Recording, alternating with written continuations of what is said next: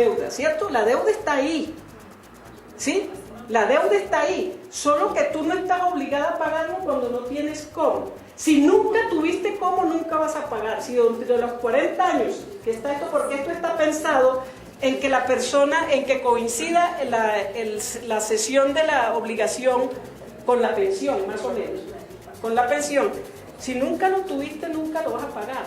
Pero puede ocurrir otra cosa, y es que, aquí ya voy a hacer más pequeñito el cuadro, este es el umbral.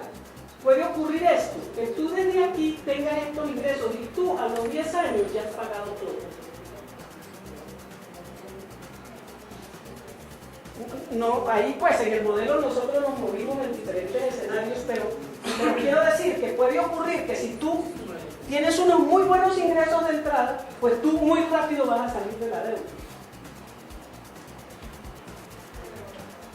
Si tú, por ejemplo, pasaste 10 años sin trabajo o tuviste un mal trabajo y a los 11 años tuviste un buen trabajo, pues a los 11 años vas a comenzar a pagar. Pero si al año 15 dejaste también de recibir y nunca más tuviste, pues nunca más pagaste. Y por eso no me voy a decir que eres una deudora amorosa, porque es una regla del juego acordada con la sociedad. Nadie va a ser aquí un deudor moroso. Pero sí, ahora espérense que vamos a seguir y les explico otra cosa, porque es importante que ustedes vean para dónde van estos recursos, que es clave, porque si no... Entonces, las distintas tasas de interés, esto tiene obviamente una tasa de interés, pero esta tasa de interés se fijó en el 2%. Sí, el 2% anual, que está muy por debajo de las tasas que cobra el INPE. Anual. No, si no sería el 24%, sería una tasa muy grande, es anual. Porque todo lo demás está a precios constantes, por eso podemos trabajar así, con una tasa del 2%. Sin embargo, esta tasa es más baja que la actual que cobra el ICETEX, está por debajo del DTF, está por debajo de cualquiera otra. Observen bien que en el fondo este mecanismo, si bien es cierto que va a generar unos recursos importantes para la educación superior, busca detrás de él formar al joven en la solidaridad. Esa es una cosa importante. Si yo tengo, ¿por qué no voy a contribuir? ¿Por qué no? Es la pregunta, si yo también me voy a beneficiar. Ahora, si nunca tengo, tampoco me va a castigar la sociedad, por Dios. Bueno, entonces, puesto que se ha considerado un umbral de ingresos nacional de 1.519.000 pesos a precios constantes, entonces se definió la capacidad de pago por regiones.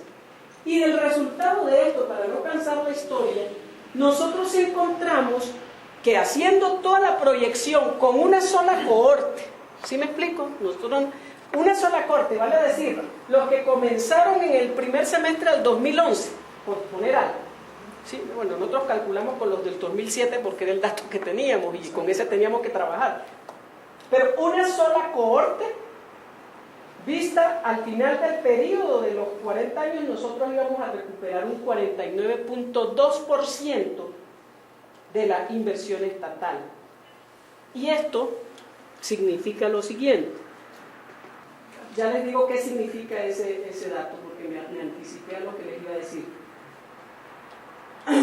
Determinación del monto de la cuota con base en el porcentaje de gasto en educación, ya lo habíamos dicho, con una tasa de interés real del 2%, un plazo de vigencia de la deuda de 40 años, el riesgo de no pago del crédito es asumido por el Estado, no pasa nada, existe la posibilidad de pago de contado. Alguien que decía, yo no quiero estar con eso, pues a pesar de que no tiene ninguna implicación para mí, yo mejor pago ya, pues pague, no tiene ningún problema. Y también en este escenario nosotros vimos, en el escenario que propusimos, vimos que la tasa de deserción se disminuye al 35%, ahorita está en más del 40%, con esto se contribuye, no la eliminamos, pero se contribuye. ¿Cuánto? El 6, pero interanual o... No sé cuál de ellas, pero habría que ver cuál es de... Lo más bajo del país. Ajá. Magnífico. Magnífico, muy chévere. Sí, porque están muy disparadas. Claro. Se ven disparados. Comparada con otros. Bueno, entonces ahora, ¿cuántas personas aportan al sistema? El 49% de los estudiantes en algún momento aportan al sistema, a este sistema pues, de recaudo. Se recupera el 50.8% de los recursos que se han invertido y transcurridos los 40 primeros años se habrá recuperado esta cantidad. ¿Ven lo grande que es? Casi es un billón. Casi es un billón. Ese es el valor que se aproxima al presupuesto anual de la Universidad de Colombia, Nacional de Colombia en el 2007, de un año. Claro que es altísimo, ¿no? Por supuesto. Solo con las dos primeras cortes del primer año de la puesta en marcha del proyecto. ¿Se imaginan si el proyecto se pone en marcha y ya no es solo el primer año, ¿Ese sino que... retorno está dado para todo el modelo? para todo el modelo, sí. Sí, pero es algo. No es lo que se le dé el Estado a las universidades, pero ya se justifica no solo desde el punto de vista de lo que se recupera económicamente, sino desde el punto de vista de los beneficios que en el largo plazo esto te puede llevar, porque es que aquí solo estás trabajando con dos cohortes. Ponte esto a funcionar en los 40 años, cuando te llegan los del segundo, del tercero, del cuarto, del quinto, del sexto año. O sea, el volumen de recursos que va a manejar es altísimo. Yo aquí solo hice la experiencia con un año, ¿sí me explico? Pero si multiplican ustedes, al cabo de 10 años van a tener esto multiplicado por 10, que es significativo. Y lo otro, que también es importante, pues porque no se trataba tampoco de buscar que los estudiantes pagan más allá de lo que tienen. ¿Sí me explico? O sea, la idea era que estamos buscando la equidad. Y no podíamos tampoco, pues porque sí, porque uno podría hacer un modelo, pero entonces es ponerlos a pagar si no tienen cómo, y no se trataba de eso. Pero sí se trataba de generar una nueva cultura también de pago y de solidaridad de los jóvenes. Ahora, ¿cómo se distribuirían los recursos? Esto es muy importante. A cada universidad proporcionalmente a la cuantía de sus recaudos, o sea, de los egresados pues que ellos tienen. Pero aquí quiero ser como muy clara. Esto no es el total. El recaudo no va al Estado sino a las universidades. Claro, a las universidades. Bueno, habría que hacer un cálculo distinto porque las universidades no tienen la capacidad para asumir ese ingreso. ¿Cómo así? ¿Para subirlo? No tienen la capacidad institucional para subirlo. No. Es que esta es otra cosa. ¿Cómo se recauda es otro problema?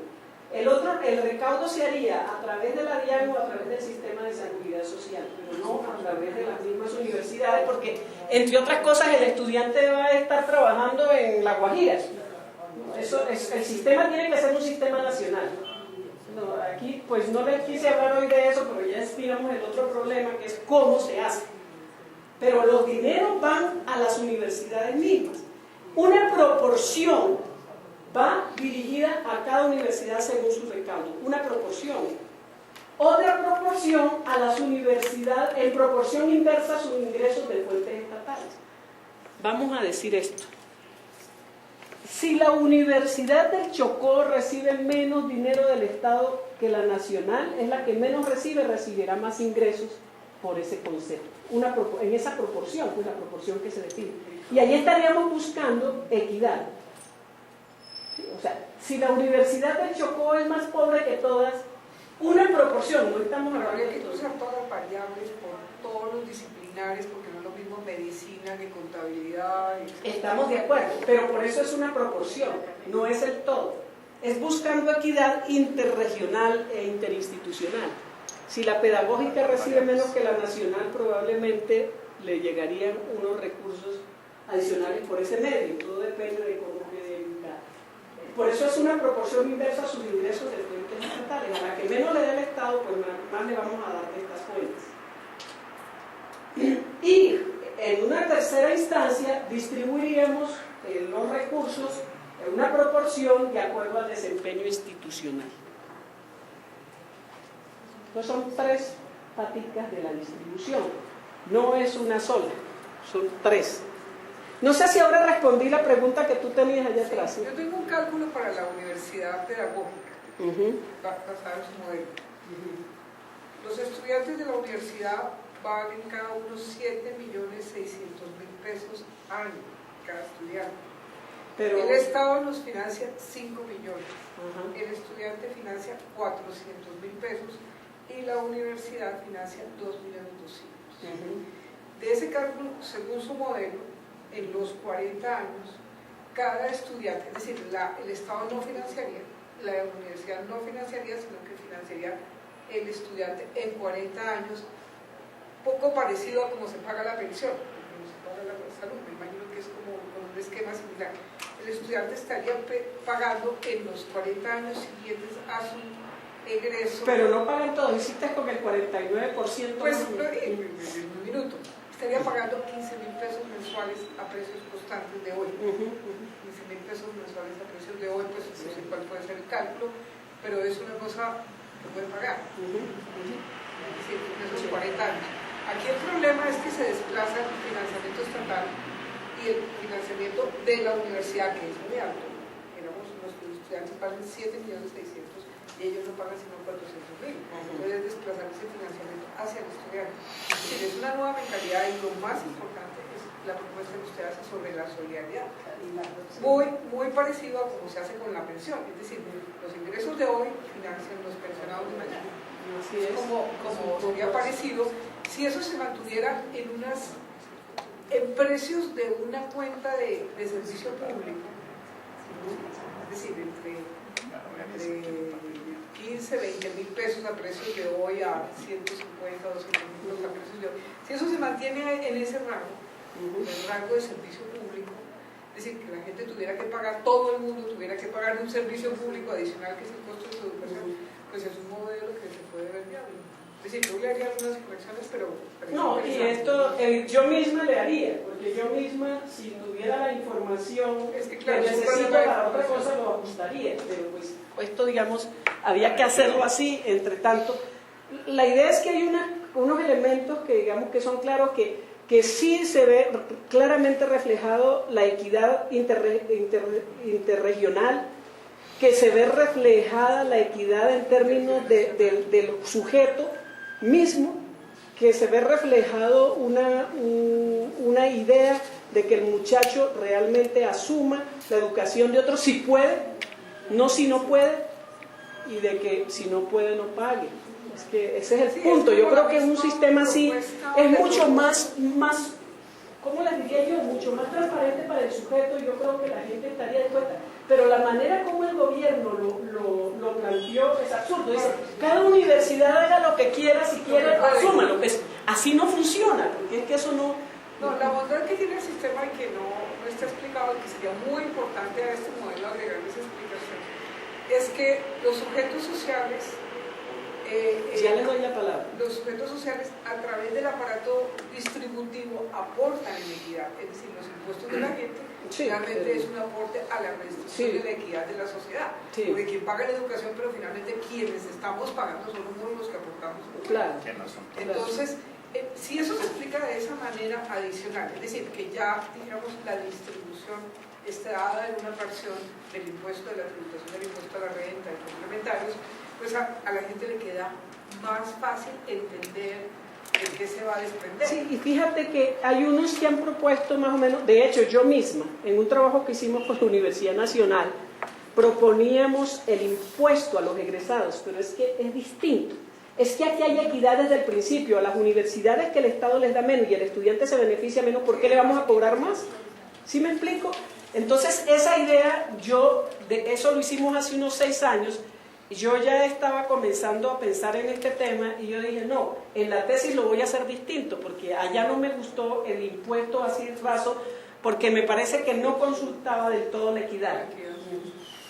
Sí, me parece que, bueno, primero el modelo es una maravilla si uno lo ve desde la perspectiva de los modelos dinámicos. Creo que nosotros de física podríamos también tener las imágenes y nos suscita muchas preguntas sobre las variables pequeñas que están en interacción, para ver de esa interacción pues para la emergencia que sale, ¿no? Pero bueno, eso es un caso ahí como una parte. Lo que me parece interesante son las condiciones iniciales. Sí. El sistema dinámico de complejidad, nosotros todo el tiempo decimos si es susceptible o no a las condiciones iniciales. Así es. La metáfora que quiero hacer es esa, ¿no? O sea, ¿cuáles son las condiciones iniciales? Si el sistema en una condición ideal se pusiera en este momento, no sé, que el debate, el momento que estamos generando en las universidades, diera para que el Estado comprendiera un modelo, un acercamiento a un modelo como estos, de altísima solidaridad y fundamentalmente de responsabilidad civil, social, responsabilidad social. O sea, un individuo que pase por una universidad, que esté dentro de ese modelo y dentro de ese esquema, lo que tiene es que asumirse como un ciudadano que es capaz de entender que el aporte estatal fue dado y que él ayudará solidariamente para que futuras generaciones lo hagan. Es, digamos, un elemento de futuro como la armonía. O sea, el asunto es, en estas condiciones iniciales, el Estado se obligaría, al gobierno, el Estado, el Ministerio de Hacienda, quien saque la plata para las universidades estatales, se obligaría en los primeros años a tener la condición para que ello pudiera iniciarse. La primera corte, 2011, por decir algo, 2012, ¿sí? Del 2012 al 2020 estaría el Estado teniendo la necesidad, y nosotros tenemos programas, las propuestas decenales, por eso es importante. La primera década de ese modelo estaría el Estado condicionado a tener el recurso necesario para que las personas que ingresen a dicho sistema puedan tener la educación de calidad que ofrece el Estado. Y finalizados los 5 primeros años, empieza la primera promoción de egresados y empezará a iniciarse los recaudos. Condición fundamental. Y eso sería, digamos, lo que yo entendería ese pacto político administrativo social que se tendría que tener más allá de un presidente de turno, porque esto generaría condiciones de una política pública. Claro, me encanta lo que vos has dicho porque me hiciste acordar de algo fundamental que no se los dije porque uno tiene tantas cosas que se le agolpan en la cabeza que no haya como por dónde seguir, pero hay algo clave. Es que en esta propuesta, cuando yo les pongo el título de complementaria, implica un compromiso del Estado de dar partidas crecientes para la educación superior y todos los otros recursos, porque no es que, como ustedes van a recibir, entonces nosotros les quitamos. No, señor. Es que el Estado tiene que asumir un compromiso. Por eso es una política de Estado y no de un gobierno. Usted va a mantener y va a dar recursos crecientes a las universidades. Esto es complementario, ojo con eso. Y es para acabar con todos esos créditos de Access y de texto. Es decir, todo esto, más de 100 años irían a un fondo especial para... Yo pensaría que eso se podría hacer. Yo no lo he planteado así porque la señora del ICETEX, como quiere tanto su sistema, cuando me ha oído hablar se pone como porque así que... Pero fíjense que estas cosas sí sirven. Ahora ellos mismos están buscando propuestas de este tipo. Pero más puntuales, dijéramos, no como una política más global, más general. A mí me preocupa muchísimo soltar la palabra del Estado. ¿Quién es el Estado? El Estado con que se alimenta. Bien, con los impuestos. Entonces hablemos un poco de eso porque la cosa es complicada. Yo estoy de acuerdo que debería ser una política de Estado. Es una cuestión proyectada, no bajo un gobierno, sino a 10, 20, 30, como han sido todos los planes de desarrollo de países que han progresado. Llámese Corea, como lo quieran llamar. Pero aquí viene una problemática minoritaria. A ver, voy a dar un ejemplo concretico, porque dice aquí no los podemos llamar en gato. Por ejemplo, la situación de Bogotá es una situación muy complicada. Ustedes han escuchado que hay unos robos, unos cerrados, ¿listo? Bien. Si todos miran, y le pido el favor que cada uno de ustedes mire, cómo le ha llegado el impuesto predial y cómo le han duplicado el avalúo respecto al año pasado, usted mira clarísimo que no hay un aumento de impuestos, eso es clarísimo. No, hay un aumento del avalúo que conlleva indirectamente. Es la manera de conseguir recursos. Ahora, ¿quiénes aportan ahí? Todos. Ahí discúlpeme, ahí no miran el estrato 1, y el estrato 2, el estrato 3, el 4, todos, duro y parejo. Es una muestra de cómo se consiguen los recursos. Para mí, decir que el Estado da la plata, no, son los ciudadanos que de alguna manera, los que nosotros trabajamos estamos colgados de la brocha porque vamos a replicar. El ANDIAN dice, mire, usted ganó tanto, usted declara renta y debe pagar. Ahí vamos a ir a la cosa. Ahora, dos. A mí me parece el modelo bueno desde el punto de vista de como modelo, pero me parece que las situaciones actuales del país y de ningún país del mundo son estáticas. Mire la movilidad, llámelo como quieran, desplazamiento, ¿cómo lo llaman ahí? ¿Qué es lo que ocurre en Colombia? Desplazamiento. De la gente de aquí se va para allá, yo sé que ¿cómo controlar? ¿Cómo un modelo de esos puede controlar este tipo de variables? Eso es una problemática bien complicada. Pero no solamente pasa aquí en Colombia, porque eso también hay que entenderlo. Miren en Europa.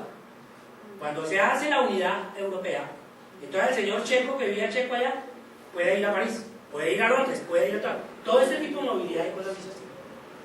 Esto es importante a mi manera de ver. Tercer elemento, que a mí me parece. El problema del pago de impuestos es muy claro. ¿Cuál es? Aquí en Colombia existe, dice que no se debería hacer una reforma tributaria, que lo único que debería hacerse es buscar que los que tengan paguen los impuestos. La cultura de la evasión es seria. Y nosotros, lo digo, yo como profesor digo, es que yo soy un pobre. Y yo me gano 2 millones de pesos. No, mentira, yo me gano más. Es una manera de mentirle a todo el mundo. Yo me gano 2 millones de pesos y digo que soy pobre. Entonces el que se gane 500.000 es un cuarto de pobre mío. Esa cultura, esa manera de que nosotros actuamos, eso nos lleva a que estos proyectos no puedan darse. Porque el Estado vive es de los recursos que la gente que produce. A mí me parece que estas cosas hay que tenerlas claras. Aquí todos nos mentimos. Y yo me dio una muchacha ahí, y yo hacía en la cabeza así, decía, pero este tipo no cree en nada. No creo en nada, porque creemos que hay un problema cultural. La cultura del pago, por ejemplo, es una cultura que no existe. Yo quiero todo gratis. Por ejemplo, cuando se dice, por allá esa verdad a mí no me gusta para nada. Lo que uno no paga, pero por favor, en este momento, voy a decirlo, licenciados de matemáticas de la Universidad de Cagón, van y trabajan en el exterior. ¿Cómo controla usted eso? Si tiene un crédito, una cosa. Porque no tenemos los sistemas que hagan. Por ejemplo, se dice Suecia, que es el modelo que tenemos acá. En Suecia usted, de sus ingresos, ahí está totalmente controlado eso no es cierto.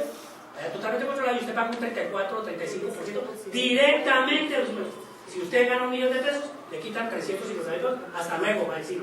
Usted maneja aquí. Ese tipo de cosas, a mí me parece que hay que mirarlo.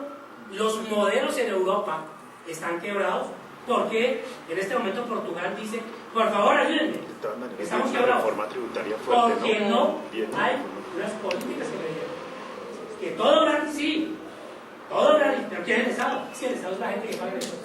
Si no hay pago de impuestos, si no hay recaudo, si la gente que tiene no paga y los que tenemos no hacemos los solapagos, pues entonces ahí sí es la quiebra del trabajo. Sobre todo para pensiones. Si quieres terminamos las conclusiones, perdón, porque yo también quiero hablar. Ya termino, perdón, es que no me intervenir más. No va a intervenir. Cuarto, el modelo de los créditos, voy a dar 2 ejemplos. En Chile y en Colombia, de los créditos ordenados por el Secretario de Colombia. Entonces hay una cosa en Chile. ¿Cuál es el problema? Primero, que mucha gente se graduó, pero es claro, no consiguieron empleo. Y el compromiso era que tenía que pagar. Después de graduar, 2 años como muertos, se llama eso. Si usted empieza a trabajar 2 años y después, sí, bueno, desde allá. Ese es uno. Se graduaba y había el problema del empleo y entonces no había empleo. Pero 2, que es considerado por los chilenos el más grave, es que la gente no terminó la carrera. Entonces, no puede uno decir que le dieron la carrera de tiempo, no va a pagar. Entonces, ¿cómo se hace ahí? El control de pago. Y aterrizo aquí, ya acabo. Y se 300.000 créditos, creo que son más o menos, 300.000 créditos a nivel nacional. ¿Cuál problema hay aquí? Que muchos no terminaron la carrera aquí. El problema es que muchos abandonaron la carrera y entonces queda el crédito ahí y entonces uno se pregunta. Y si esa plata no regresa de alguna manera a alimentar ese fondo, pues obviamente el fondo se va a parar a la quiebra. Esa es una problemática muy complicada. Entonces se le pide señor Estado, mire, hay 150, bueno, no tengo ni idea cuántas veces, mentira, sí sé cuántas, pero no lo quiero decir, porque la gente se asusta con esos números, yo no me cago en la cabeza. Entonces, que el Estado dé la plata, entonces le dicen, señor, pero es que usted tenía que controlar este tipo de cosas, pues usted tiene que ser eficiente. Es un modelo, porque es que la eficiencia, la eficacia y toda esa cosa, tiene que ser criterios para todos desde el punto de vista de que los fondos, y esto es acá, porque es que los fondos, los recursos del Estado no son infinitos. Gracias. Hasta Bueno, luego. no, yo muy bien. comparto, yo solamente un comentario brevísimo compartiendo algunas de las cosas que tú estás diciendo que se consideraron justamente en este proceso. Solo digo que nosotros tenemos que tener, digamos, una decisión política, es a qué le apostamos nosotros como nación, porque si no, los cambios culturales no se dan, ¿no es cierto? O sea, este cambio es un cambio que requiere también tiempo. Entonces, si desde ahora decimos, la gente no ha pagado, o sea, hay que ir buscando los mecanismos, y las universidades a través de los procesos formativos tienen que ayudar a que eso se dé, a un cambio de mentalidad también. No sé, estoy siendo un poco ideal, utópica, pero me parece que eso también es importante. Sí, yo quiero hablar un poco sobre eso. A mí me parece muy interesante lo que usted plantea, pero creo que hay que apostarle a eso.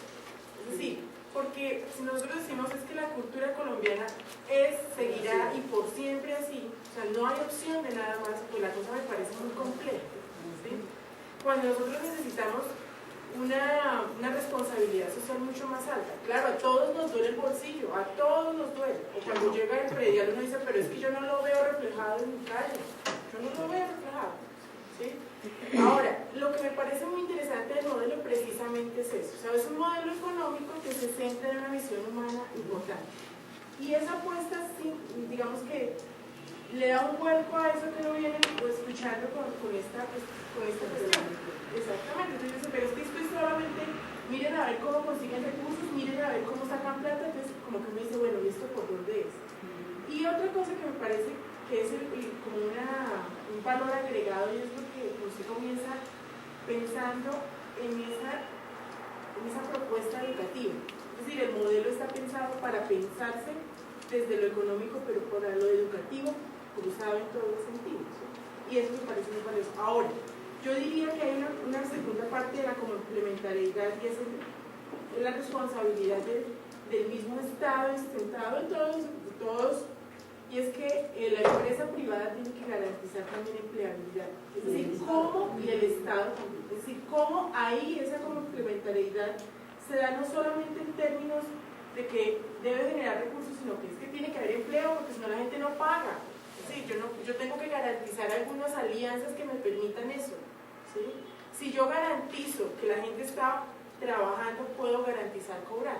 Eso me parece interesante. Es decir, es una apuesta que, por supuesto, como todos los modelos, nunca son perfectos.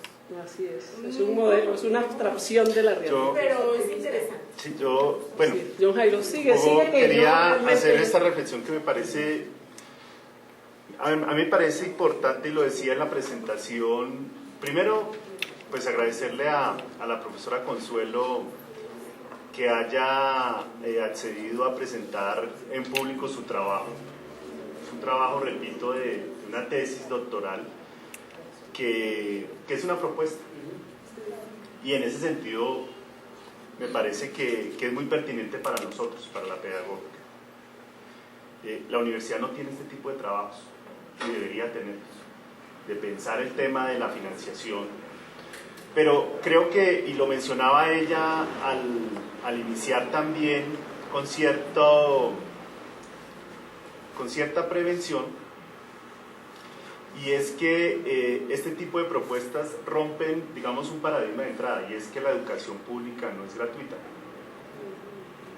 ¿sí? Que es, digamos, un paradigma en la educación. O sea, nosotros crecimos, y los que somos hijos de la universidad pública, yo soy egresado de la pedagógica, crecimos con la consigna y de colegio público y de jardín público, soy público por todos lados, con la consigna de que la educación era gratuita. Pues ¿cuál es la coyuntura que hoy tenemos? ¿Cuál es la coyuntura que hoy tenemos nosotros? Y real, o sea, es así, dormimos y al otro día está ahí. es que la educación bajo el modelo que se propone por parte del gobierno nacional, ¿cierto?, es una propuesta donde la educación superior no es gratuita. Por el contrario, se nos plantea un escenario muy complicado donde la universidad pública, el tema de financiación de la universidad pública no se resuelve. Y eso lo han dicho todos los rectores, lo han dicho incluso investigadores ajenos al ámbito de la educación superior. Luego, sí es importante entonces, frente a ese panorama, plantearnos alternativas de financiación de la educación pública. Incluso, y lo mencionaba un poco el profesor Spiti, el decano de la Facultad de Ciencia y Tecnología, y es que en otros países donde, por ejemplo, Brasil, se dice que Lula en los 8 años montó 30 universidades públicas, ¿sí?, o el modelo de Chile. La reflexión es que tarde que temprano, pues esas bonanzas también van a entrar en un momento en que tengan que plantearse escenarios de financiación, y ya lo decía el profesor Spiti, los recursos estatales no son limitados, ni los derechos son absolutos. Si algo nos ha enseñado los que han estudiado el tema de ciencia política a profundidad, es que ese tema también en el tiempo va a tener pues unas consideraciones. Claro, detrás de eso se dirá desde el otro lado es que hay una lucha constante y debe ser permanente porque la educación pública sea gratuita. Eso, pues ese es el ideal ahí sí, como todo donde nos movemos. Pero la realidad, y aquí, no solamente aquí sino en otros lados, es que cada vez se va a requerir que haya alternativas de financiación, se va a requerir que la educación superior, y en eso coincidimos creo que todos, no quede supeditada al interés privado ni al gran capital, eso está claro, ¿cierto? Ahí hay unos intereses puntuales históricos que tiene la universidad y creo que en eso tampoco hay mayor discusión, pero también es pensar en otros escenarios. Este es uno, y me parece que en ese sentido pues ya comienza a marcar un derrotero en el cual sería interesante que nosotros pensáramos. Pero una cosa adicional a propósito de lo de créditos. En la Universidad Nacional, Bonilla, Jorge Iván Bonilla. No, Jorge Iván González. Jorge Iván González. Ese es el estudio del que yo hablaba, que Exacto. hicimos con ellos. ¿Sí? Parte creo que el escenario un poco alternativo que se ha planteado es el tema de mirar vía créditos cómo financiar la educación superior. Sí. Pero creo que ese, primero, no es muy conocido. Este tipo de propuestas no son muy conocidas. Ni la de la Nacional, que es un poco una variación de esta, sí, con lo que tú decías, que esta introduce, digamos, unas nuevas cosas. Pero ese es un escenario que, pues, digamos, hay la alternativa de ICETEX, la alternativa que propone el proyecto de reforma, pero también habría que pensar en otro tipo de alternativas como esta y como otras que se vayan presentando. Porque creo que eso, y ya lo mencionaba la profesora Clara también, eso nos genera la posibilidad de pensar en un modelo solidario, ¿sí?, pero además en la sostenibilidad de las universidades. O sea, hay una cosa que no se plantea en ninguno de los modelos y que creo que le apuesta a y el de la Nacional le apostaría a eso, y es hacer sostenible el tema de la universidad, hacerlo sostenible. Y sobre todo en un contexto como el nuestro, que es un contexto complejo, pues que está inmerso en temas de corrupción, ¿sí? El tema de corrupción es fuerte, y con la llegada del capital privado es probable, si hay universidades sin ánimo de lucro, es probable que la corrupción, como es un mal general, ¿sí?, no es un problema de solamente los políticos, sino es un tema de la sociedad en su conjunto, ¿sí?, pues la universidad estaría a expensas también de tener un mayor riesgo del tema de corrupción. El tema también estaría expuesta también a una situación compleja, y es el tema de violencia, el tema de todo esto que nosotros sabemos que es bien complejo. Entonces, creo que, y era una reflexión, digamos, general a propósito de todas las conferencias que hemos tenido y las que seguiremos teniendo. Esperamos armar un foro, entre otras cuales cuento, estamos en la organización de un foro con 2 senadores de la Comisión Sexta, que es la comisión del Congreso que estudia los proyectos de reforma, ¿cierto?, y donde esté Jorge Iván González y donde esté el representante de los profesores a la Federación Sindical, que es FENAL, bueno, la idea es un poco que ese foro permita también mirar en esta perspectiva, porque la perspectiva no es en contra, y en eso quiero ser un poco a veces pozo de profesor, pero bueno, me toca, no solamente el secretario general. El tema no es en contra de la ley 30, el tema es cómo proponemos un modelo alternativo de financiamiento o financiación de la educación superior. O sea, ¿cómo es que nosotros nos vamos a plantear eso y cómo es que le planteamos eso a un gobierno como este? Ese es el asunto. Con lo que tenemos y con toda la complejidad que ya se ha expuesto en estas intervenciones, y creo que estamos llamados un poco a seguir en estos ejercicios más allá de la coyuntura que tenemos, porque este es un tema que nos va a ocupar por largo rato.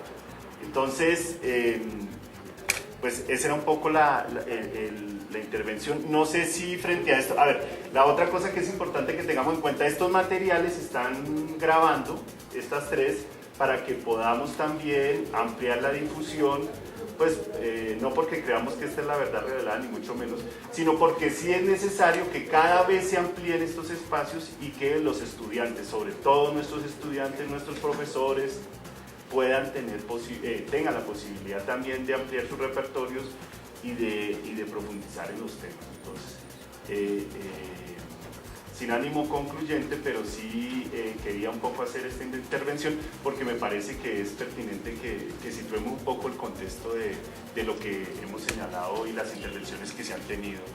Profesora Consuelo. Gracias, doctor. Yo solamente voy a concluir con una frase del gran pensador de la Universidad Colombiana Latinoamericana. El padre Borrero decía que la universidad debe ser pauta y no simple reflejo de la sociedad.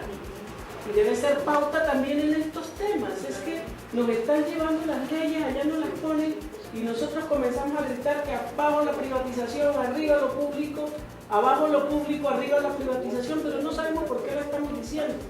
Yo sinceramente lo que invito es a que